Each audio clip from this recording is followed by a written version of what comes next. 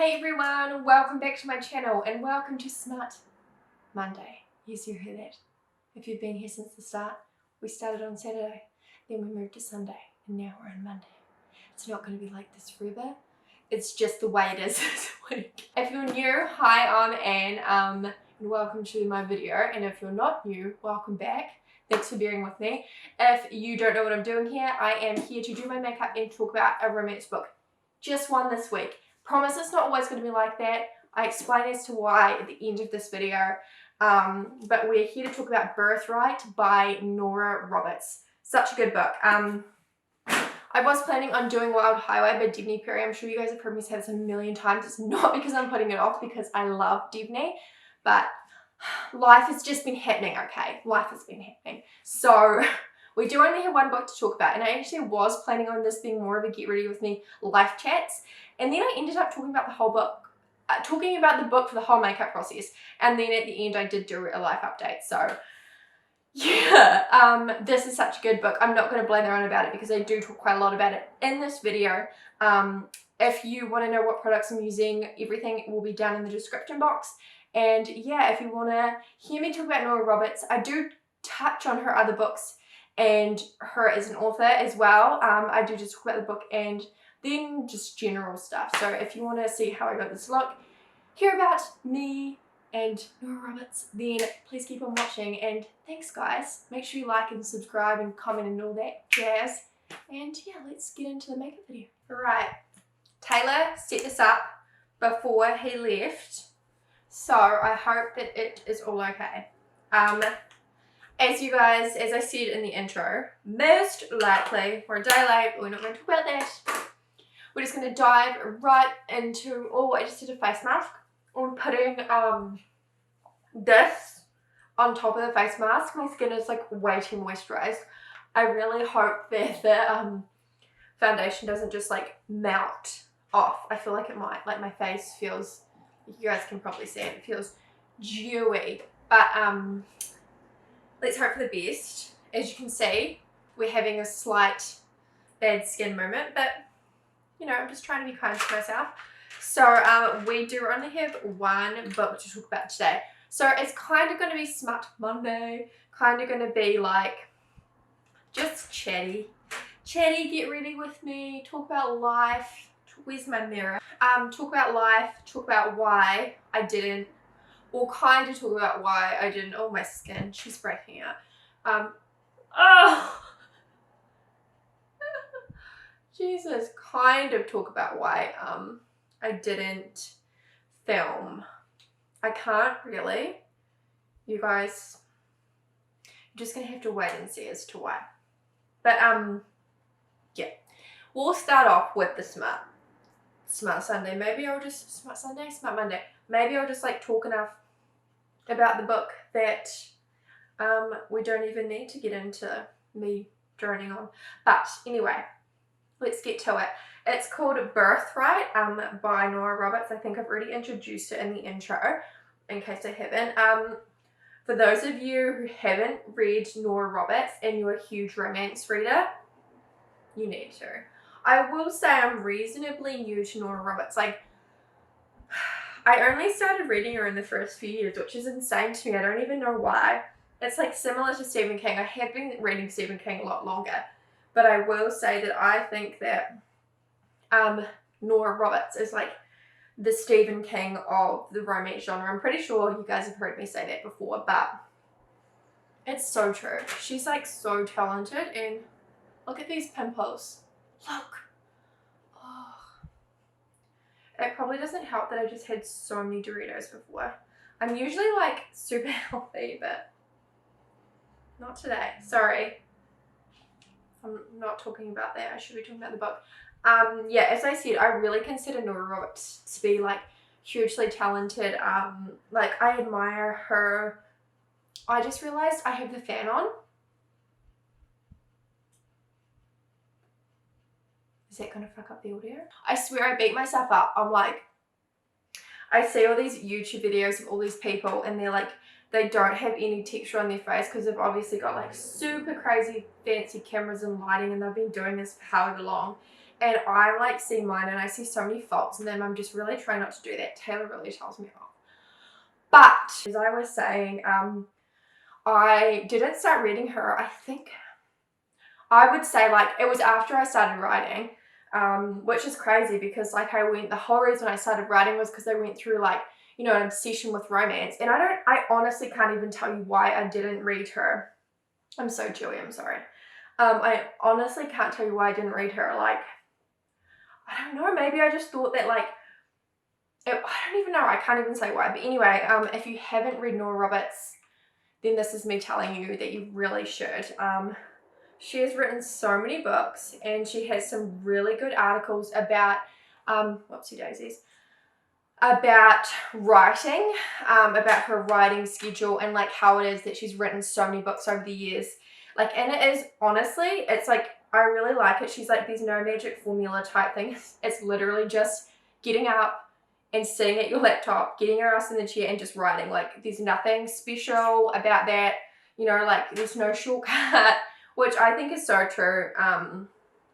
You know, especially in this industry, and like, especially if you know, like me, you're self-published and you have to like really be on your game and be disciplined. You can't just fucking binge watch Real Housewives and expect a book to be finished, which is what I sometimes do. Yeah, not that the dogs listen.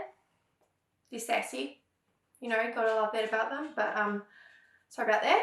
So as I was saying, yeah, like she's such an inspiration to me, and I'm like, how did I spend so much of my life not reading Nora Roberts' books? So it has been kind of a mission for me to get through all of her books, and I have read a lot, and I do want to do an author spotlight on her, but obviously I already did the spotlight on Kristen Ashley, and that would have been the last video, so we are like two weeks behind on videos. I know.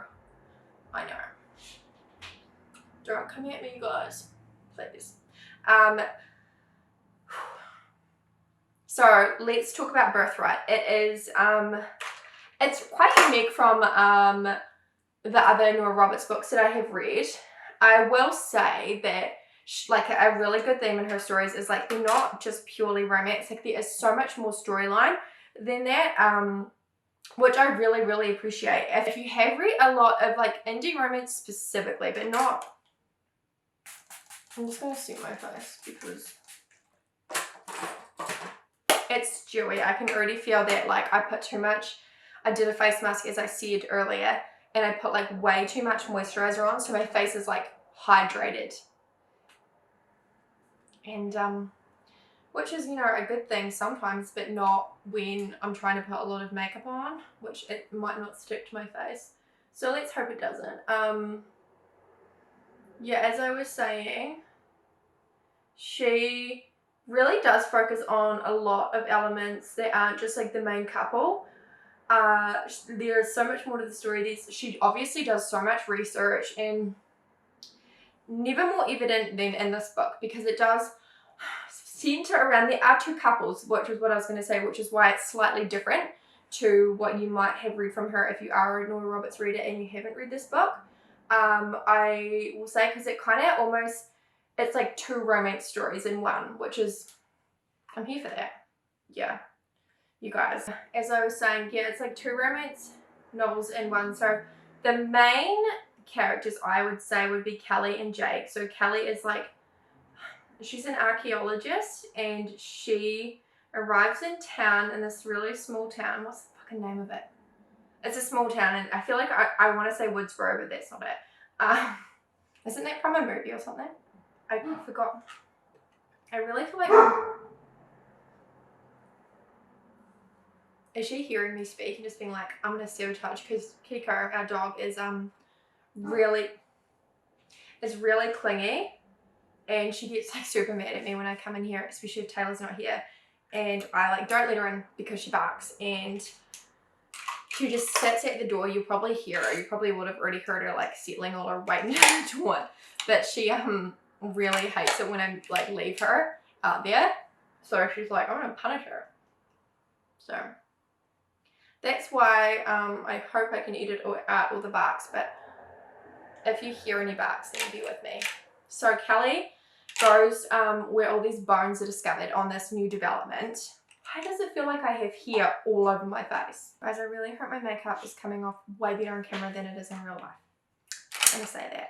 So she goes to this small town where this developer finds like bones, like really ancient bones. And let me say first off, as I said before, Nora Roberts really does her research, and it is crazy apparent, and like the terminology she uses, just like everything, it really shows that she did like a lot of research on archaeology and probably like talked to an archaeologist or whatever, because, you know, it's, as I said, centered around these bones that are found in this small town. So Kelly is called in to like excavate the bones because she's like a little expert on it. And oh, why didn't I put bronzer on first? It's okay. She'll be okay. She's like an expert in her field, and I really like the way she's written as a character. She's really interesting. I will say that for sure. She's like really talented, really methodical, really just unique. As I said, Nora Roberts has written so many books, but no heroine or hero or storyline is ever the same. And I'm not going to say I've read all of her books, but I've read a really good chunk of them. And yeah, this one is one of the most unique ones I've read, which is saying something because, as I said, she really does have unique storylines. And so Kelly goes to excavate these bones, which is kind of already a big deal because it helps, as I said, it helps the development of this like new housing development, I think it is. And obviously it is costing the developer money, costing, you know, people their jobs and like all of that, because it has to be shut down because these are like really ancient bones and they need to be like excavated. And then Kelly's ex-husband Jake is called on because he is an anthropologist. Again, she has so much variety in her heroes as well, I will say. Let me just pause this because I'm so fucking hot. She has so much variety in her heroes, especially like, you know, I would say most of them are pretty alpha, but I don't know, they're just like, they're all so unique. They're not like the cookie cutter alpha that, you know, they all kind of act the same, if you know what I mean. I'm sure you do. And so Jake is her ex-husband. Okay guys, there was a small pause in programming because these darn dogs, they are just driving me mental. The Amazon guy came and it wasn't for me. I'm always excited when I just lost my brush. Oh no, I didn't. I'm always excited when the Amazon guy comes because it's almost always for me, but Taylor got like 12 fucking packages, so I'm irrationally angry at him about that. So as I was saying, characters so unique. So Kelly and Jake like still love each other, but Kelly's like Kelly with a C, Callie. She's like resents him for what went on in their marriage. Like they had this like really whirlwind love affair, and they decided to get married, you know, like really quickly because it was like really intense love affair, and just a lot went wrong. So I will say their biggest problem was communication issues. I can relate. So it is pretty much the process of like her not wanting him to be there, and like he's decided he wants to try and get her back. But then, oh my god, the plot for this is crazy. So it turns out, I don't know how much I want to give away. I don't know. I'm just going to probably give it all away. So sorry if I do. So it turns out that, let me say, the start of the story starts out with, like it's from the perspective of like a 3-year-old boy, and his sister gets kidnapped, and then it's like fast forward to Kelly coming to the dig, and we're like, what the fuck? Well, no, it's actually fast forward to the developer finding the bones. And like, I trust Nora Roberts. I know her. I know her, you guys. And I was like, well, this is obviously going to all tie in together at some point. So I was like, okay, I'm excited to see the connection. We later find out because the second couple, Lana and Doug, Lana is they're all interconnected. Lana is a lawyer who recently, well, not recently, was widowed reasonably recently. I really like her as a character, by the way. So she's a lawyer, and she decides to like move away from the city after she gets widowed and like open a small practice in this small town. And she meets Doug, who is the little boy whose sister was kidnapped at the start of the book. See where I'm going? You following me now? So we're like, okay. We soon come to realize that it may or may not be Kelly. You know, the archaeologist that came to town for the dig, came to the town, which is home to the little boy whose sister was kidnapped and his parents. What a coincidence. And it is done super well, the way it's written. So she's obviously talking about child trafficking and like a really, you know, scary aspect of it, because it is all about like, I'm just going to dull down my brush, blast some bronzer because I feel like it's a bit intense. So it is pretty much all about like the concept of baby stealing and then like selling them to these rich couples that, you know, can't have babies. So Kelly's parents couldn't have children, and they like didn't know that they were buying like a stolen child. She confronts them and does find out that she's adopted, but like the whole mystery is to figure out if she is, you know, this girl that was stolen, and then not only that, but then to figure out like who is responsible for like this child stealing ring, like who is the one that orchestrated this. And they're like, well, we need to, you know, get like freaking to the bottom of this because they're stealing kids, and it's like a freaking crazy thing. So eventually Jake and Doug and Lana and Kelly all become involved. Not involved, but I'm crazy. I'm crazily explaining this. But long story short, Kelly decides she needs a lawyer because she's like, oh my God, if this is true, like I need a lawyer to like handle some like paperwork and stuff like that. So she employs Lana, who is kind of like really into Doug, who is Kelly's biological brother, potentially. Do you follow me? It's a lot. So they are all interconnected because it's like, what the fuck? Like, is this real? And Doug is like struggling because he's like had to go through, you know, like and see his parents like break up over the trauma of obviously losing a child, which I'm sure like happens unfortunately to so many couples. So he's like hesitant and he's like not sure what to think about Kelly, and he's just like wants to protect his mother, obviously. So it's a lot for him. Okay, I'm gonna have to pause this and then I'll come back once I've done all of my eyeliner. Okay, I'm back with my eyeliner done. It didn't completely go to plan, but let's be honest, when does liquid eyeliner ever really go to plan? So we were talking about the whole situation of like the stolen babies, and you know, they were trying to get to the bottom of it. First they were, you know, they need to try and figure out if Kelly is this girl Jessica who was stolen all those years ago, and then you know, stolen and then put up for adoption, like, and this lawyer who put her up for adoption like said it was all legit. So he was preying on, you know, these, you know, more affluent families that were having problems conceiving and who had the money to kind of like pay for the expenses of adoption.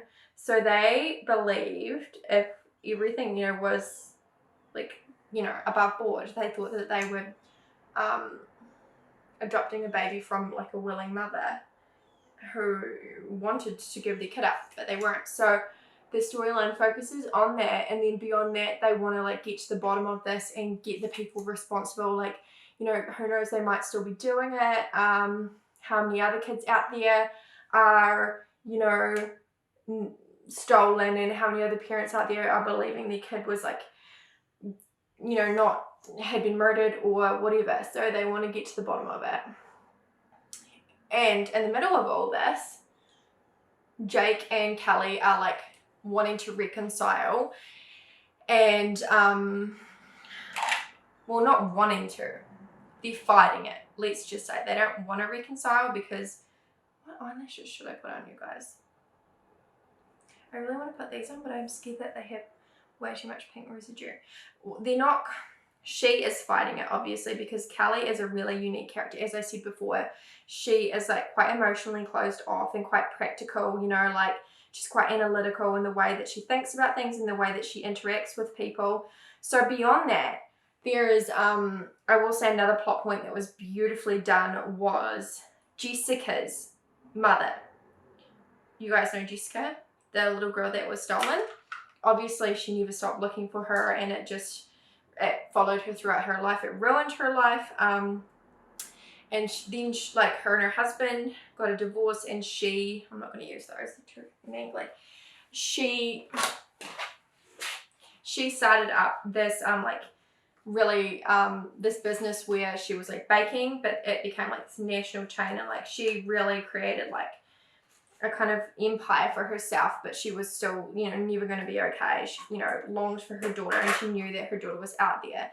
So it ruined her marriage, and yeah. So then obviously when she finds out that her daughter may be not only alive but in town, and like she's obviously, as any mother would, she like wants to see her, she wants to reconcile, but there's so much emotional stuff that goes on with, you know, she doesn't know, like Kelly doesn't know this woman.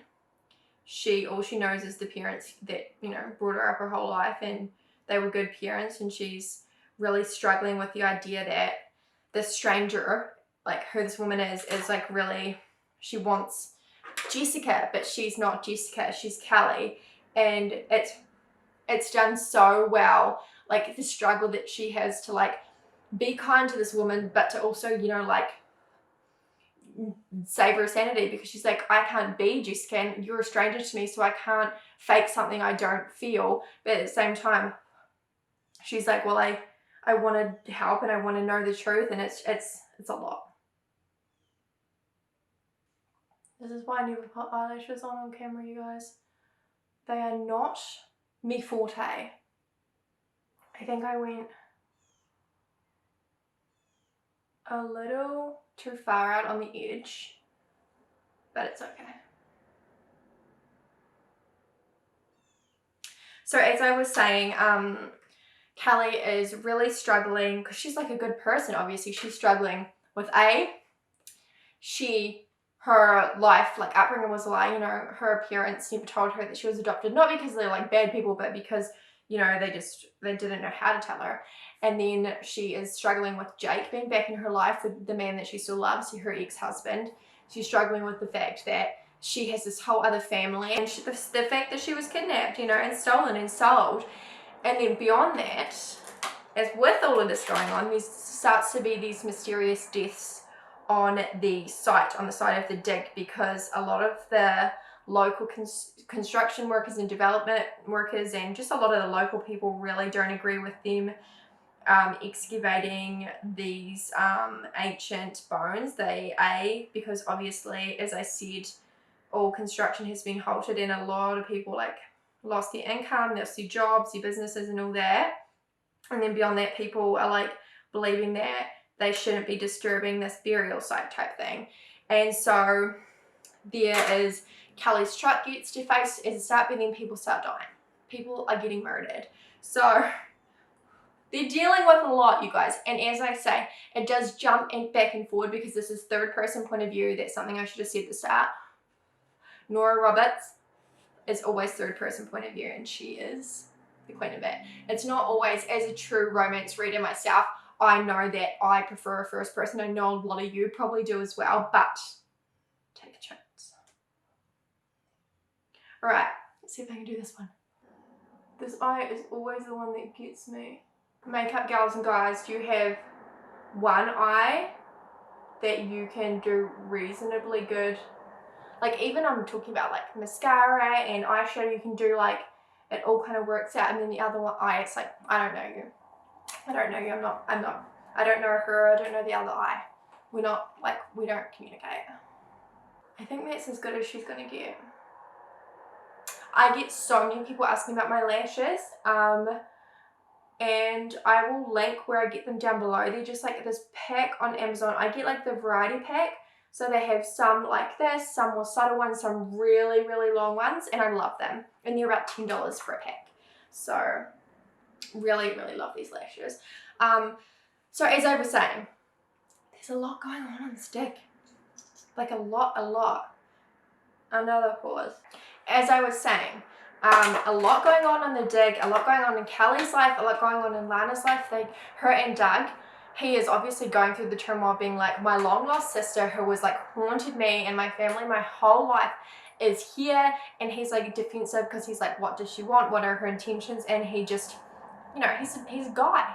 And so I really also like that he is a rare book like sorcerer. So he's like sorcerer. He's a rare book sorcerer. Wouldn't that be cool? I could write a book about that. Anyway, he sources rare books, so he goes and gets them for his, is it his grandfather? Yeah, I think it's his grandfather, and who owns a rare bookshop. So he is going through a lot, and he is also like, I really like him and Lana's relationship because she really skews the traditional, I don't want to say traditional, that's the wrong word, but she really skews the kind of almost expected widow behavior. Like she's ruined for life, and she, you know what I mean? I don't know how to explain it without sounding like wrong, but she is like really positive, and she is obviously is really mourning her husband. She's got this little boy, but she isn't like defined by it. She's like honoring her husband's memory, but she's also getting on with her life. Like with Doug, she's the one that comes on to him, and she's like really confident and strong, and I think she's an awesome character too. And she's like all about fashion. She's a lawyer. She's being a single mom. She came to open her own practice, and I think Nora Roberts does amazing female characters. She really does, and male characters. So I think this was a really great book. Really different than her other stuff. So maybe if you haven't read Nora Roberts, I would probably go for something like Undercurrents or Year One if you're into fantasy. Or what else have I got that I love? Shelter in Place, one of my favorites by her. I won't go too much because I do want to do a video specifically on Nora Roberts. This is a great book to start with if you haven't.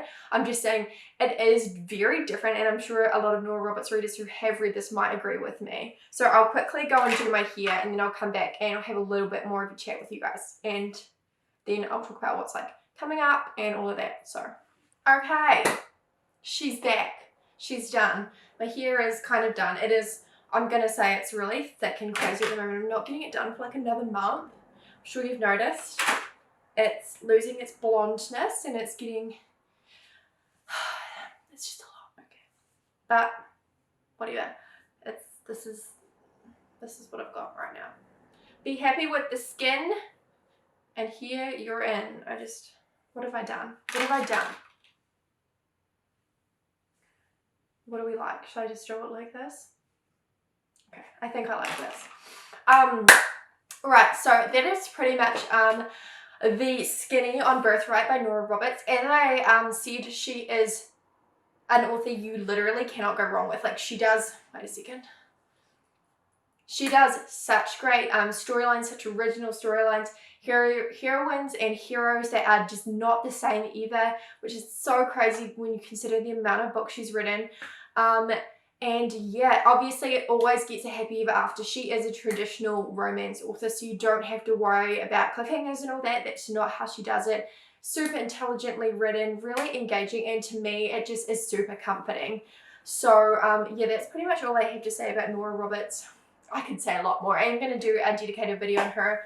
I did just want to do something along the lines of a read and get ready with me. I know it's been a while, and I just want to let you guys know it is because I just have a lot going on right now. Fingers crossed I will be able to let you guys know exactly what is going on soon, but just know that I'm doing my best. So I haven't been reading as much as I should have, and I've said this before in previous videos, I do really try and ride the line between being kind to myself and holding myself accountable, and it is really hard, especially with the things that are going, I feel like so annoying, same with everything that's going on, but I physically can't tell you guys. So just have to trust me that I will tell you as soon as it is hopefully okay for me to do so. Then I am also doing like a writing vlog video series that is going to be weekly, but I don't know, the people that have been here since SMUT Sundays, SMUT Saturdays, SMUT Sundays, SMUT Mondays inception know that your girl's not good at that, but it is going to be a semi-weekly vlog style video about me writing the latest Sunset Templar book and talking about what really goes into writing and all of that. So I am going to film a little update after this because I've got some stuff to say. So if you're an author, if you're interested in the process of how I write, because it is not just how I write, it's how I get covers done, how I get editing done, all of that, then make sure you check that out. I think I will be posting the first episode on Friday. So yeah, apart from that, I am just really trying to do my best.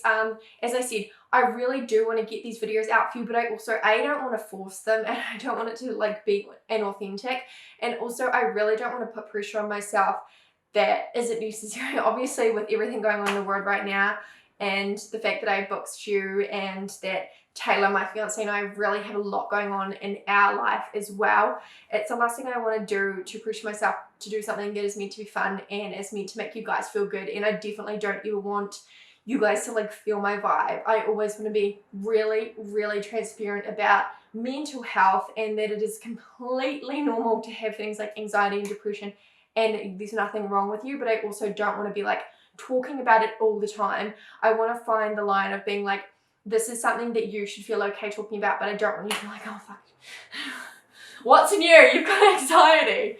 So yeah, thank you guys all so much for watching, and I will see you in the next few videos that I'm really excited about that are coming. And thanks for just supporting this crazy little bitch.